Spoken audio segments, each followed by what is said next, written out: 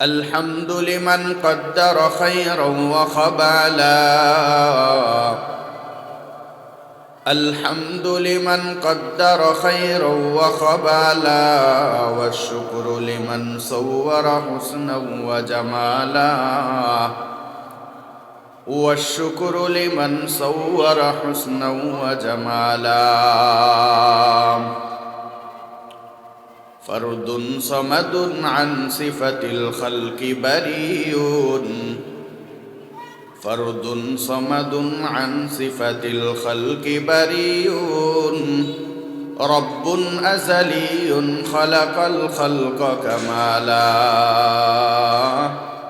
رب أزلي خلق الخلق كمالا لا ضد ولا ند ولا حد لمولى لا جد ولا ند ولا حد لمولى الآن كما كان ولم يلق زوالا الآن كما كان ولم يلق زوالا এবার আল্লাহ পাক রব্বুল আলামিন ভিন্ন আয়াতে বলেন ইন্নাল্লাযীনা আমানু ওয়া আমিলুস সালিহাত কানাত লাহুম জান্নাতুল ফিরদাউসি নুজুলা।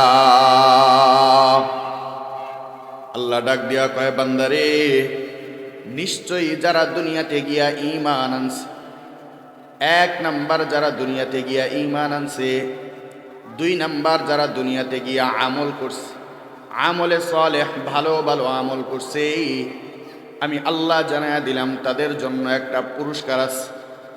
আল্লাহ পাক রব্বুল আলামিন জানায়া দেয় পুরস্কার কি জানো? আমি আল্লাহ জানায়া দিলাম কানাত লাহুম জান্নাতুল ফিরদাউসি নুজুলা। আমি আল্লাহ পাক রব্বুল আলামিন জানায়া দিলাম 8টা জান্নাত আমি আল্লাহ বানায়া রাখছি। এই 8 জান্নাতের মধ্যে সব থেকে দামি জান্নাত, সব থেকে সুন্দর জান্নাত, যেই জান্নাতের নাম হলো জান্নাতুল ফিরদাউস। আমার কোন বান্দা দুনিয়াতে গিয়া ঈমান আনছে আর নেক আমল করছে, আমি দয়াময় আল্লাহ ওই সকল বান্দাগুলারে জান্নাতুল ফিরদাউসের মালিক আমি আল্লাহ বানায়া দিব। তাহলে এই আয়াতের মধ্যে আপনি আর আমি পাইলাম আল্লাহ বলেন বান্দারে নেক আমল করো, ঈমান আনো, ঈমান আনবা, নেক আমল করবা। আল্লাহ আগের আয়াতের মধ্যে জানায়া দেয় আমি মানুষদেরকে বানাইছি আমার ইবাদত বন্দেগী করার জন্য।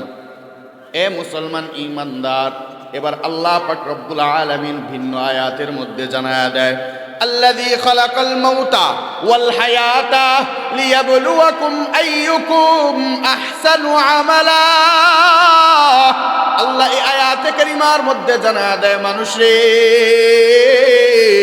এরে আমার গোলাম, আমি দয়াময় আল্লাহ হায়াত বানাইলাম, আমি দয়াময় আল্লাহ মউত বানাইলাম, হায়াত বানাইলাম, মউত বানাইলাম।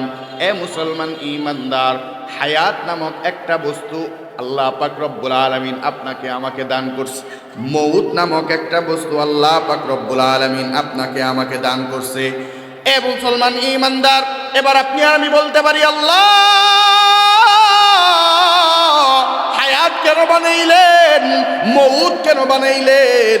আল্লাহ বলে বান্দা তোমরা আমার কাছে প্রশ্ন করো হায়াত কেন বানাইলাম, মউত কেন বানাইলাম, আমি আল্লাহ তোমাদেরকে জবাব দিয়া দিলাম লিয়াবলুয়াকুম আইয়ুকুম আহসানু আমালা।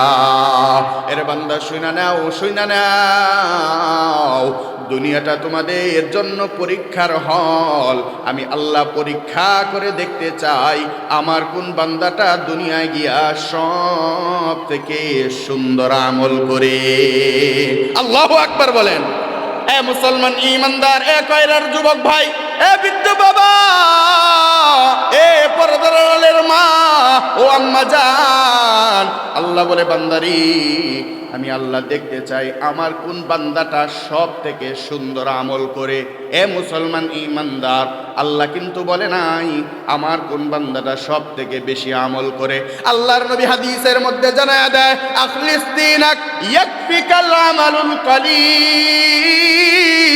উম্মতেরা রে, অল্প আমল তোমার নাজাতের জন্য যথেষ্ট হয়ে যাবে। অল্প আমলটাই তোমার জান্নাতে যাওয়ার জন্য যথেষ্ট হয়ে যাবে। তবে উম্মত, শর্ত আছে। বলে কি শর্ত? বলে শর্ত হলো উম্মত রে, ওই আমলটা ইখলাস ওয়ালা আমল হতে হবে, যে আমলের মধ্যে অহংকার নাই, যে আমলের মধ্যে অন্যকে লোক দেখানো কোনো আমল নাই, যে আমলের মধ্যে কোনো হিংসা নাই। এমন আমল যদি তুমি করতে পারো রে, এই অল্প আমল কাল হাসরের ময়দানে আপনাকে আমাকে জান্নাত পর্যন্ত পৌঁছায়া দিবে। বলি সুবহানাল্লাহ। এ মুসলমান ঈমানদার, সাহাবায়ে কেরাম ঈমান আনয়ন করার পর আমলের টেনশন সাহাবায়ে কেরামের মধ্যে কত বেশি। আল্লাহর নবীর একজন সাহাবী, যার নাম হলো খলিফাতুল মুসলিমিন হযরত ওমর ফারুক রাদিয়াল্লাহু তাআলা। এ মুসলমান, এ বৃদ্ধ বাবা, এ যুবক ভাই, তারা ঈমান আনয়ন করার পর কি পরিমাণে আমল করছে দেখেন। আমল করছে, সুন্দর সুন্দর আমল করছে। তাদের আমলটা ইখলাসওয়ালা আমল ছিল, তাদের আমলটা আল্লাহর জন্য ছিল। আল্লাহ বলে, বান্দারে, দুনিয়া থেকে যখন বিদায় নিয়া আমি আল্লাহর কাছে আসবা, বান্দা আমল ছাড়া আইসো না, কারণ আমলের দাম আছে। আমল ছাড়া কবর আপনাকে আমাকে চিনবে না। আমল ছাড়া আল্লাহর আদালতে দাঁড়াইলে আপনি আর আমি জান্নাত পাবো না। আল্লাহ বলবে, বান্দা, ওই যে দেখা যায় হাদিহি জাহান্নামুল্লাতী কুনতুম তুআদুন, ওই যে জাহান্নাম দেখা যায়, ওই জাহান্নামের ওয়াদা আমি আল্লাহ করছিলাম। বান্দা ঈমানও আনো নাই, নেক আমলও করো নাই, আমি আল্লাহ তোমাদেরকে ওই জাহান্নামের আসামি বানায়া দিলাম। বলি নাউযুবিল্লাহ। এ মুসলমান ঈমানদার, সাহাবায়ে কেরামের অভ্যাস ছিল। আজকে মুসলমান ঈমানদার, আপনার আমার কি হইল? আপনি আর আমি আজকে ঈমান আনলাম, নেক আমল করতে চাই না, আমল করতে চাই না। সাহাবায়ে কেরামের অভ্যাস ছিল, তারা বেশি বেশি আমল করতেন, সুন্দর সুন্দর আমল করতেন। আল্লাহর নবীর স্ত্রী আম্মাজান হযরত আয়েশা সিদ্দিকা রাদিয়াল্লাহু তাআলা আল্লাহর নবীকে একদিন ডাক দিয়া জানায় দেয়, ইয়া রাসূলুল্লাহ, ইয়া হাবিবাল্লাহ, ওগো নবী,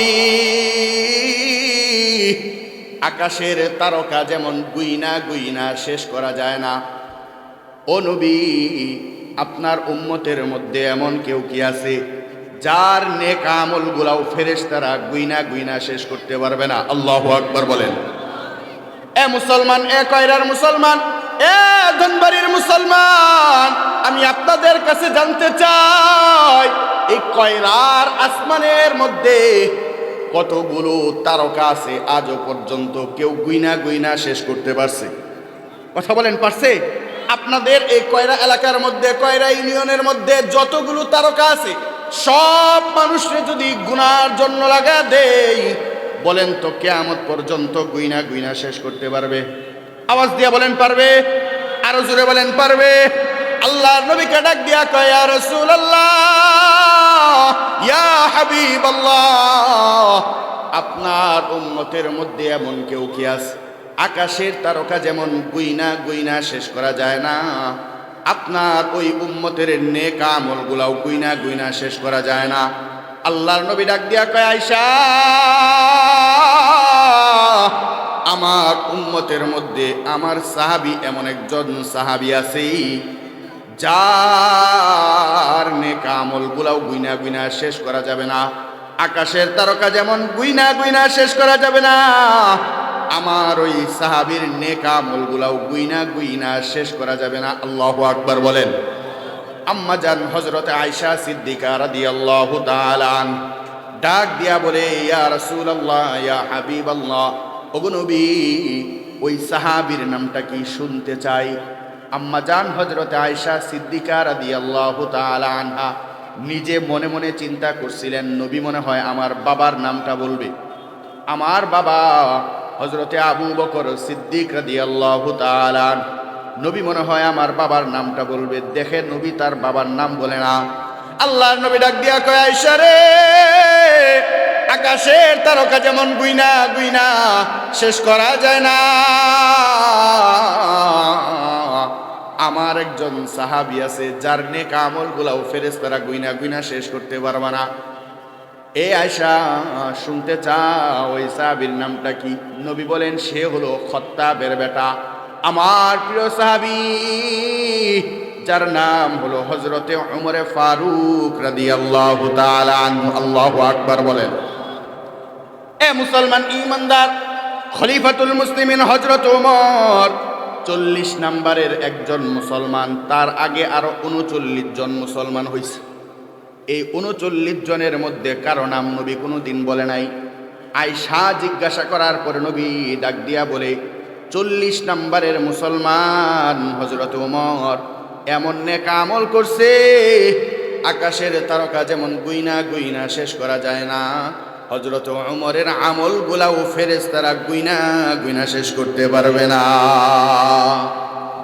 এ কয়রার মুসলমান, এ বৃদ্ধ বাবা, এ যুবক ভাই, আয়েশা রাদিয়াল্লাহু তাআলা আনহার মনটা এবার কেমন যেন একটু খারাপ হয়ে যায়।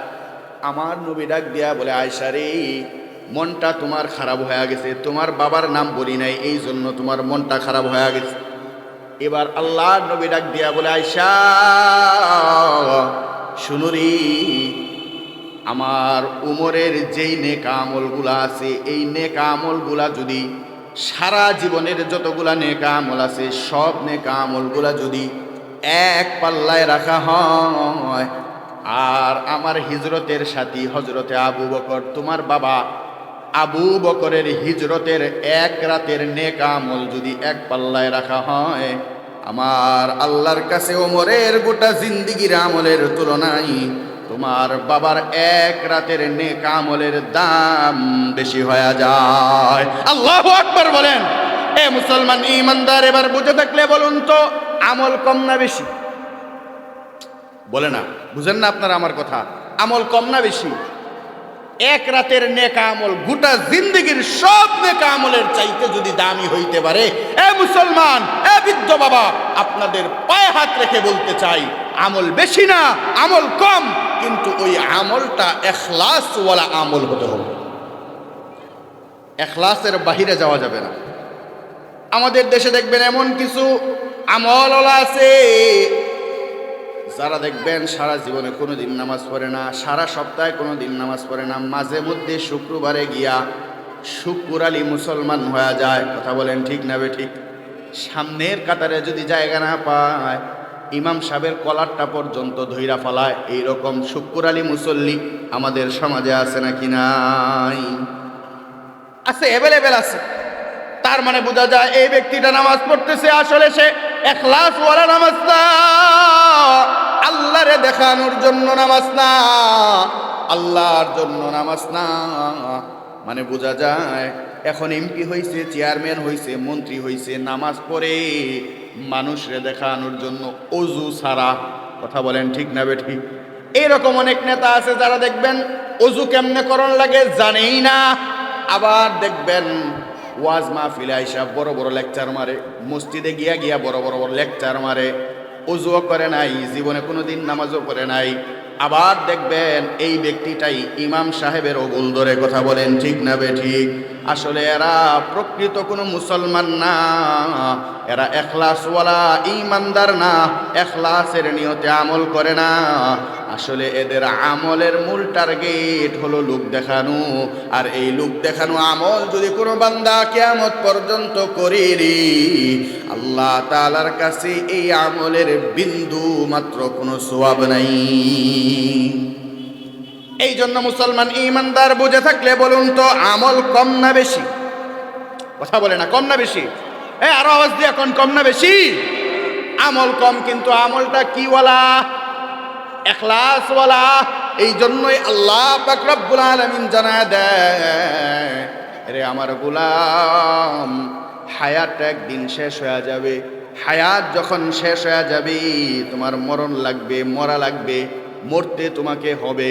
এ বান্দা, মরণ যদি লাগে, মরতে যদি তোমাকে হয়, তাহলে আমি আল্লাহর সামনে কি নিয়ে আসবা, কেমনে আসবা? আল্লাহর সামনে কি নিয়ে দাঁড়াইবা? আল্লাহর সামনে আমল নিয়ে আসবা।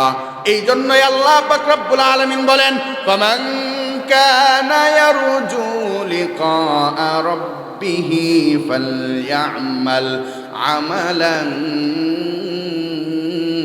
সালিহা। এরে বান্দা, আমি আল্লাহর সামনে আসা লাগবে। আমি আল্লাহর সামনে যদি আসতে চাও, আমলের বিকল্প বান্দা তোমার ভিতরে যেন না থাকে। আমল নিয়ে আমি আল্লাহর সামনে আসবা। আমি আল্লাহ আমল থাকার কারণে তোমাদেরকে সব থেকে দামি জান্নাত, জান্নাতুল ফিরদাউসের মালিক আমি আল্লাহ বানায়া দিব। সুবহানাল্লাহ। আর আমল যদি না থাকে, জান্নাত দিবে আল্লাহ। কথা বলেন, জান্নাত দিবে আল্লাহ। এ মুসলমান ঈমানদার, আজকে আপনার আমার কি হইল? ঈমান আনলাম, কিন্তু আজকে আপনি আর আমি নেক আমল করতে চাই না, আমল করতে চাই না। অথচ সাহাবায়ে কেরামের মধ্যে আমলের বড় টেনশন। হযরতে ওমরে ফারুক রাদিয়াল্লাহু তাআলা আনহু মাঝে মধ্যেই কান্না করতেন আর বলতেন, ইয়া লাইতানি কুনতু তুরাবা। হযরতে আবু বকর গাছরে দেখা দেখা বলতেন, হায়রে, আমি যদি গাছ হয়ে যাই তাহলে আল্লাহর সামনে আমার কোনো হিসাব দেওয়া লাগতো না। হায়রে, আমি যদি পাখি হয়ে যাইতাম তাহলে আল্লাহর সামনে কোনো হিসাব দেওয়া লাগতো। মানুষ তো আল্লাহ বানাইছে, নেক আমল কি করলাম আল্লাহর সামনে এগুলো হিসাব দেওয়া লাগবে। জীবনে কোন নেক আমলটা করছি, কোন নেক আমলটা আল্লাহর কাছে বড় পছন্দ হয়েছে জানি না, কিন্তু এমন এমন জীবনে অনেক গুনাহ করছি, যেই গুনাহ দুনিয়ার কোনো মানুষে জানতে দেই নাই। কিন্তু হাসরের ময়দানে যদি আল্লাহ ওই গুনার কথা আমারে জিজ্ঞাসা করে, আমি কিন্তু পার পাইতে পারবো না। কথা বলেন ঠিক না বেঠিক? সাহাবায়ে কেরামের মধ্যে যদি আমলের এত টেনশন হয়, কবরের এত টেনশন হয়, এক কয়রার মুসলমান আপনাদের কাছে জানতে চাই, আমাদের মধ্যে আমলের টেনশন থাকার দরকার আছে নাকি নাই? আরেকটা আওয়াজ দেয়া বলেন, আছে নাকি নাই? এ মুসলমান ঈমানদার, আমি ছোট্ট একটা ঘটনা বলে আমি আমার আলোচনা শেষ করব রে বাবা। আল্লাহর নবীর মেয়ে হযরতে ফাতেমা রাদিয়াল্লাহু তাআলা আনহা, নাম শুনছেন আপনারা? নাম শুনছেন? নাম শুনছেন? আল্লাহর নবীর মেয়ে কেমন মেয়ে? আল্লাহর নবী জানায় দেয়, সাইয়্যিদাতু নিসাই আহলিল জান্নাহ, বলে আমার ফাতেমা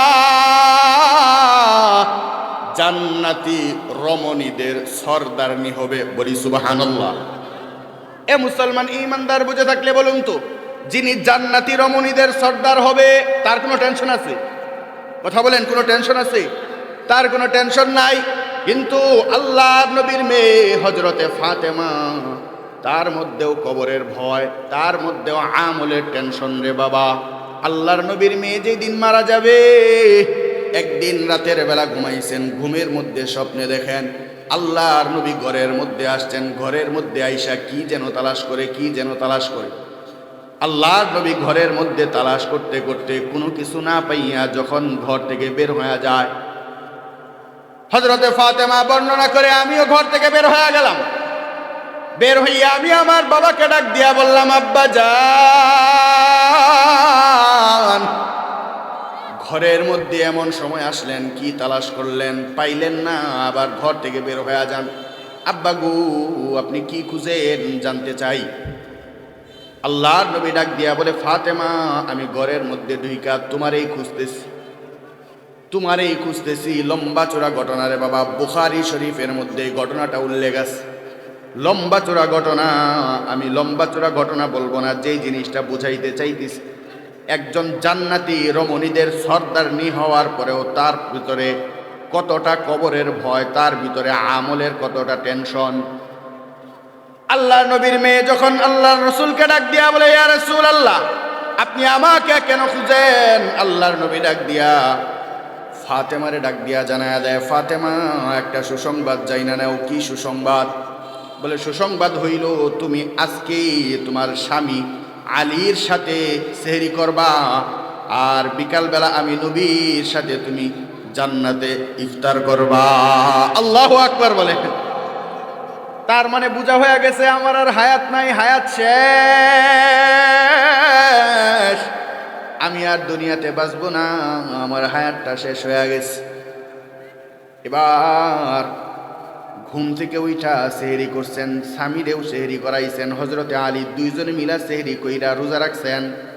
হজরতে আলী মসজিদে চইলা গেছেন, মসজিদে নামাজের জন্য চইলা গেছেন, নামাজ পড়তে চইলা গেছেন, ফজর নামাজের জন্য চইলা গেছেন। হজরতে আলী ফজর নামাজ পইরা হজরতে আলী বাড়ির মধ্যে আইসা দেখে জায়নামাজের মধ্যে আজকে হজরতে ফাতেমারে খুঁজা পাওয়া যায় না। হজরতে ফাতেমাকে আজকে জায়নামাজের মধ্যে খুঁজা পাওয়া যায় না। হাইরি কই রে ফাতেমা কই, ফাতেমারে তো আজকে খুঁজা পাওয়া যায় না, ফাতেমা কই। খুঁজতে খুঁজতে গিয়া দেখে ফাতেমা রান্নাঘরের মধ্যে পানি গরম করে বিভিন্ন কাজকর্ম করে। হজরত আলী ডাক দিয়া বলে, ফাতেমা তোমার সারা জীবনের অভ্যাস ছিল তুমি ফজরের নামাজ জায়নামাজের মুসল্লার মধ্যে পইরা ওই জায়নামাজের মধ্যে বৈশা বৈশা তসবিহ তাহলিল করতা, এরপরে এশরাকের নামাজ পইরা তুমি বাড়ির সব কাজকর্ম করতা। আজকে কি হইল, তুমি আজকে বাড়ির কাজকর্ম করা শুরু করছো, আল্লাহর তসবিহ তাহলিল পড়লা না। এই কথাটা বলার পর হজরতে ফাতেমা কোনো কথা বলে না, জবাব দেয় না। আলী আবার ডাক দিয়া বলে, ফাতেমা কোনো জবাব দেয় না, আবার ডাক দিয়া বলে। ফাতেমা এবার ডাক দিয়া বলে, ওগো স্বামী, রাতের বেলা যখন আমি ঘুমাইছি স্বপ্নের মধ্যে আমার বাবা আমারে জানায় দিছে, ফাতেমা রে আজকে তুই সেহরি করবি তোর স্বামী আলীর সাথে, আর ইফতার করবি আমি নবীর সাথে। ও স্বামী, যা বুঝার আপনি জায়গা থেকে বুঝ জানেন, সাহাবী ছিল তো, তিনিও বুঝার আর বাকি নাই যে আমার স্ত্রী আর দুনিয়াতে বাঁচবে না, হায়াতটা শেষ হয়ে গেছে। লম্বা চোরা ঘটনা রে বাবা। যেই দিন ফাতেমা মারা যাবেন ওই দিন ফাতেমা রাদিয়াল্লাহু তাআলা আনহার শরীরের মধ্যে বড় জ্বর, শরীরের মধ্যে জ্বর, বিছানা থেকে উঠতে পারে না, শরীরের মধ্যে বড় জ্বর। হযরতে ফাতেমা রাদিয়াল্লাহু তাআলা আনহা ডাক দিয়া বলে, ও স্বামী, আমি তো আজকে দুনিয়া থেকে বিদায় নিয়ে চলে যাব স্বামী গো, আমার বাবা আপনার কাছে আমানত দিছিল, স্বামী গো আমি আপনার সংসারটা সুন্দর করে গুছাইতে পারি নাই, সুন্দর করে করতে পারি নাই, অনেক কষ্ট আপনারে দিয়া ফেলাইছি, আপনার সন্তান গুণে লালন পালন করতে পারি নাই, স্বামী গো মাফ করে দেন। তবে স্বামী আপনার কাছে কিছু জিনিস চাই, আপনি দিবেননি? বলে দিব, বলো। হজরতে ফাতেমাও কান্না করে, তার স্বামী হজরতে আলীও কান্না করে, তার দুইজন সন্তান হাসান আর হুসাইন তারাও কান্না করে। লম্বা চূড়া ঘটনা সংক্ষেপে বলতেছি রে বাবা। এবার হজরতে ফাতেমা ডাক দিয়া বলে, স্বামী আমি যখন মারা যাব, আমি মারা যাওয়ার পর আপনি দুনিয়ার কোনো মানুষকে জানাইবেন না, দুনিয়ার কোনো মানুষে মাইকিং করবেন না আমি ফাতেমা মারা গেছি, এটা মাইকিং করবেন না। মাইকিং না কইরা আপনি আর আমার সন্তান মিলা আমার জানাজা দিয়া আমারে যত দ্রুত সম্ভব আপনি কবরের মধ্যে দাফন করে দিবেন। লম্বা চোরা ঘটনা রে বাবা, যেই কথা সেই কাজ। হজরতে আলী ডাক দিয়া বলে, তুমি নবীর মেয়ে, আমি যদি মানুষরে না জানাই মানুষ আমারে গালমন্দ করবে। বলে, না না, জানানোর দরকার নাই। এই জায়গা থেকে একটা শিক্ষা আছে, অন্য কোনো দিন সময় হইলে বলবো। আজকে আরেক জায়গায় প্রোগ্রাম আছে, ওই জায়গায় গিয়া প্রোগ্রামটা ধরতে হবে। আমি যেই জিনিসটা বুঝাইতে চাইতেছি রে বাবা, হজরতে আলীর স্ত্রী নবীর মেয়ে হওয়ার পরেও হজরতে ফাতেমার মধ্যে কবরের ভয়, হজরতে ফাতেমার মধ্যে আমলের বড় টেনশন রে বাবা। হজরতে ফাতেমা বিকালবেলা যখন ইন্তেকাল হয়ে গেলেন, তার লাশটা জানাজা কইরা কবর পর্যন্ত নিয়ে যাবে। এবার এক সাইডে ধরছেন হজরতে আলী রাদিয়াল্লাহু তাআলা, আর দুই সাইডে দুইজন তার সন্তান হাসান আর হুসাইন ধরছেন। একটা লাশ কবর পর্যন্ত নিয়ে যাওয়ার জন্য কমপক্ষে 4 জন মানুষ লাগে। কথা বলেন ঠিক না বে ঠিক? 3 জনে 3 মাথা ধরছে, আরেক মাথা ধরার মতো কোনো লোক নাই। হঠাৎ করে হজরতে আলী তাকায়া দেখে দূর থেকে কে যেন অন্ধকারের মধ্যে সামনে আসতে আসতেই দেখে আল্লাহর নবীর জলিলুল কদর একজন সাহাবী, যার নাম হলো হযরতে আবু যর গিফারি রাদিয়াল্লাহু তাআলা আনহু। আলী ডাক দিয়া বলে, আবু যর, আমার স্ত্রী মারা গেছি, আমি দুনিয়ার কাউরে জানাই নাই, তুমি কেমনে জানলা? আবু যর ডাক দিয়া বলে, লম্বা চোরা ঘটনা, নবী আমারে স্বপ্নের মধ্যে জানাইয়া দিছে, এত কথা বলার সময় নাই, চলো চলো চলো কবর পর্যন্ত নিয়ে যায়। এ মুসলমান ঈমানদার, এই জায়গাটায় আপনার আমার বোঝার বিষয়। হযরতে আবু যর সহ 4 জন মিলা কবরের মধ্যে যখন লাশটা নিয়ে যায়, লাশ নামানোর আগে আল্লাহর নবীর সাহাবী হযরতে আবু যর গিফারি কবরকে ডাক দিয়া বলে, কবর সাবধান, কবর আজকে তোর মধ্যে যারে রাখা হইতেছে তার নাম হলো হযরতে ফাতেমা রাদিয়াল্লাহু তাআলা আনহা। তিনি হলেন হযরতে আলীর স্ত্রী, তিনি হলেন হাসান আর হুসাইনের মা। খবরদার কবর, তুই কিন্তু তার সাথে কোনো বেয়াদবি করিস না, তার সাথে কোনো খারাপ আচরণ করিস না। কবর কোনো জবাব দেয় না রে বাবা। এবার আবু যর আবার ডাক দিয়া বলে, কবর তোর মধ্যে যারা রাখা হইতেছে সে হলো সাইয়্যিদাতু নিসাই আহলিল জান্নাহ, জান্নাতি রমণীদের সর্দারনি তোর ভিতরে রাখা হইতেছে, সাবধান। কবর তুই তার সাথে কোনো খারাপ আচরণ করিস না।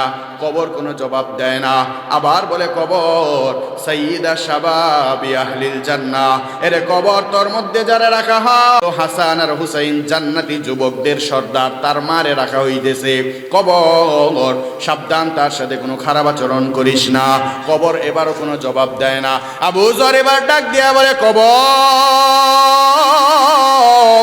তোর মধ্যে যারে রাখা হয় সে হলো নবীর মেয়ে, নবীর কলিজার টুকরা হযরতে ফাতেমা। যেই নবীরে আল্লাহ না বানাইলে গোটা দুনিয়া বানাইতো না, ওই নবীর মেয়েরে তোর মধ্যে রাখা হইতেছে। খবরদার, তুই তার সাথে কোনো খারাপ আচরণ করিস না। কবরের জবানটা আমার আল্লাহ খুলে দেয়। কবর এবার ডাক দিয়া কয়, এই আবু যর, কে জান্নাতি নারী, কে জান্নাতি রমণীদের সর্দার, কে হাসান আর হুসাইনের মা, কে নবীর মেয়ে, কে আলীর স্ত্রী, এটা আমি চিনব না। আমি কবর হলাম পোকামাকড়ের জায়গা। আনা বাইতুত তুর, আনা বাইতুল ওয়াহশা, আনা বাইতুল গুরবা। আমি হলাম পোকামাকড়ের জায়গা, আমি হলাম অন্ধকার ঘর।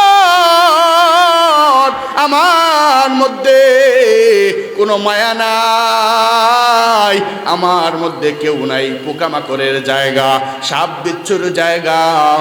এ আবু যর, আমি কিন্তু নবীর মেয়েকে চিনি না, আমি কিন্তু হাসান আর হুসাইনের মাকে চিনি না, আমি কিন্তু আলীর স্ত্রীকে চিনি না, আমি কিন্তু জান্নাতি নারীকে চিনি না।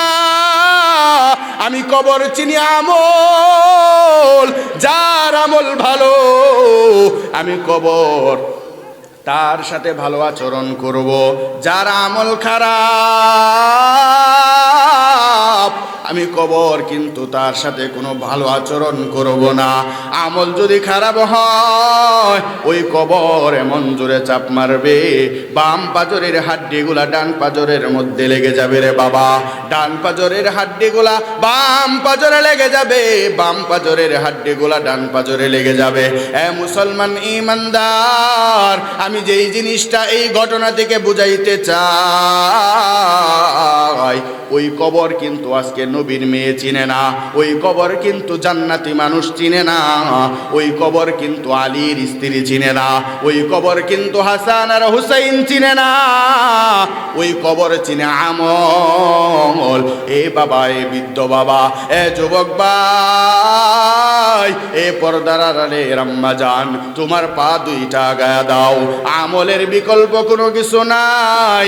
এই জন্য আল্লাহ পাক রব্বুল আলামিন জানা দেয়, ফামান كان يرجو لقاء ربه فليعمل عملا صالحا বান্দা আমি আল্লাহর সাথে যদি মোলাকাত করতে চাও আমল নিয়া কবরে আইসো রে বান্দা যদি আমলটা ভালো হয়ে যায় আমি আল্লাহ ঘোষণা জানায়া দিলাম কানাত লাহুম জান্নাতুল ফিরদাউসি নুজুলা এরে বান্দা 8টা জান্নাত আমি আল্লাহ বানায়া রাখলাম